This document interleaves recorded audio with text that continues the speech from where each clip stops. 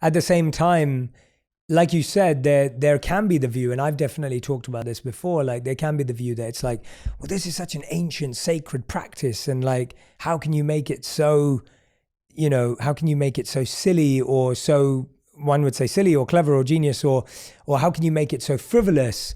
And it's really interesting because that perspective, I think, has, of course, validity, and there's great thought behind that. But I think what I've gained or learned over time is that people starting their journey of meditation, meeting people where they're at, meeting people where they're starting with their struggle, with their challenge, is so much more compassionate and loving and kind than it is to force someone to adopt a practice that they may never adopt or may think is so alien to them that they'd never have a chance. And I've always said that to people, like it's not a technique, it's actually compassion and empathy, where it's like, I understand where you are, I understand that. And I think about myself in that way, where as a young kid growing up in London, the amount of times I laughed or was making fun of someone trying to get me to meditate when I was younger, because it was just bizarre. It's like, I just want to go and drink and have a good time. Like, I don't want to think about meditation. But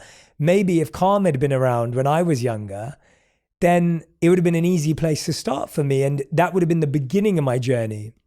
And of course, Calm has evolved so much since. But yeah, how have you kind of tackled that opinion? Because I'm sure you've faced that so much. Very much so. In the early days, when we'd go to parties and tell people we were building a meditation app, we'd get one of two reactions. One is that they'd back away from us and make any excuse to go and talk to someone else.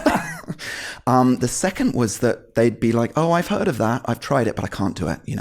My mind is far too busy.